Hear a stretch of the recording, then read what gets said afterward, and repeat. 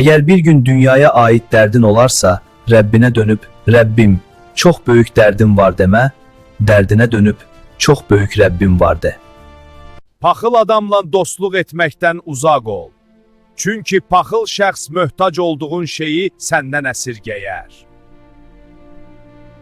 Mənim Allaha və qiyamət gününə inamım o dərəcədədir ki, Allahla bəndə arasındakı hicab pərdə götürülərsə, inamımda zərrə qədər dəyişiklik olmaz.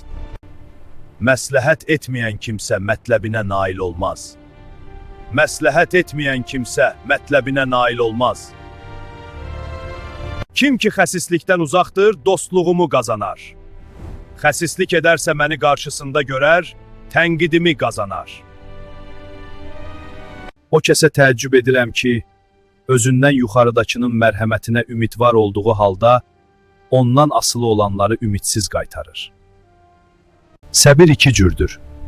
İstəmədiyin, xoşuna gəlmədiyin şeyə səbir etmək, sevdiyin, istədiyin şeyə səbir etmək.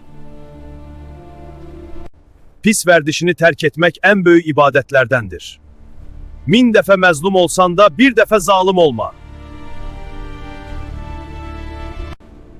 Ən qüvvətli adam, öz nəfsinə qalib gələn adamdır.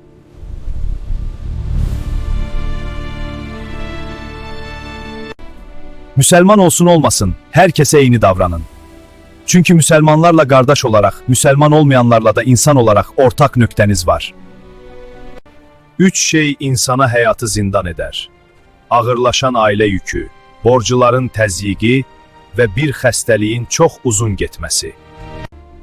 Eyni dili danışanlar deyil, eyni duyguları paylaşanlar anlaşa bilərlər.